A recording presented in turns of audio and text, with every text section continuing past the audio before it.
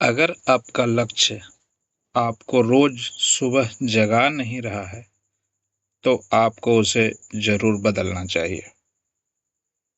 साथ दोस्त सिकंदर कुमार।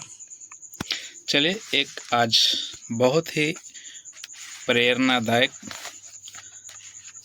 शक्तिशाली एक कहानी आपको सुनाने जा रहा हूँ।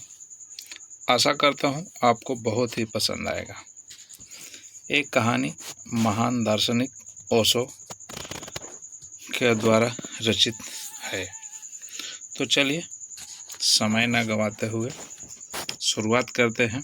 कहानी का शीर्षक है यह भी बीत जाएगा। तो एक शक्तिशाली सम्राट ने अपने स्वर्णकार को बुलाया और कहा, मेरे लिए एक कीमती सोने का छल्ला बनाओ। उसमें ऐसी पंक्ति लिख दो जो सुख के समय घमंड ना करे, दुख के समय हिम्मत दे और हर स्थिति में काम आए। स्वर्णकार ने सुना और फिर वो विद्वानों, कवियों और साधुओं से पूछा, लेकिन कोई संतोषजनक उत्तर न मिला। आखिरकार एक फकीर ने सुझाव दिया, इतना ही लिख दो, यह भी बीत जाएगा। फकीर ने कहा कि छल्ले पे सिर्फ इतना लिख दो कि यह भी बीत जाएगा।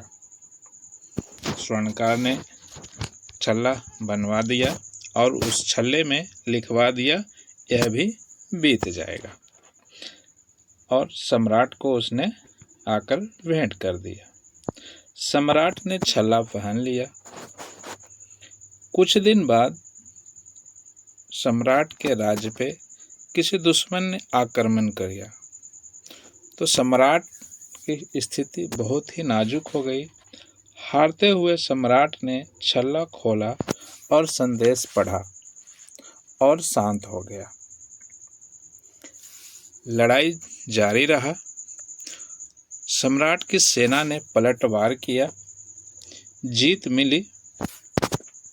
विजय के जश्न में, जब जीत मिलती है तो किसी को भी जश्न होता है, तो उसने विजय के जश्न में अकड़ते हुए फिर वही संदेश पढ़ा,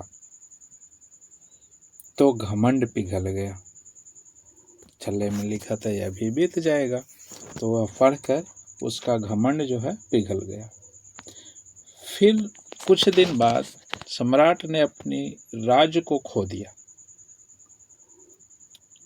अब ऐसी स्थिति में वो उदास हो गया। उदासी में छल्ला खोला तो मन हल्का हो गया। तो कहने का तात्पर्य यह है कि सब कुछ अस्थाई है, यानी अस्थाई कुछ भी नहीं है, चाहे सुख हो या दुख हो।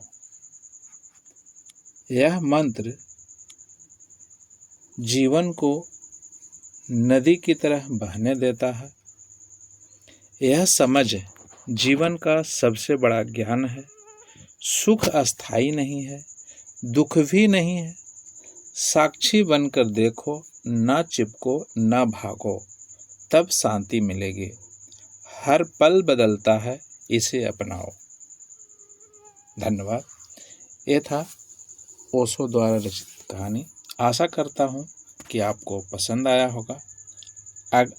ऐसे ही और कहानी आप सुनना चाहते हैं तो चैनल को सब्सक्राइब कर लीजिए। बहुत बहुत धन्यवाद।